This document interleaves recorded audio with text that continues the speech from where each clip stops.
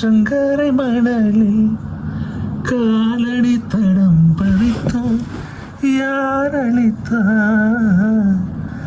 நந்தவனக்கரையில் நட்டு வைத்த செடியில் மொட்டு விட்ட முதற் பூவை யார் பறித்தார்?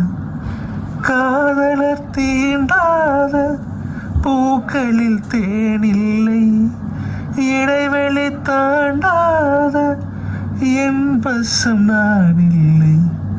தொட தொட மலர்ந்ததென்ன பூவே, சுட சுட நனைந்ததென்ன?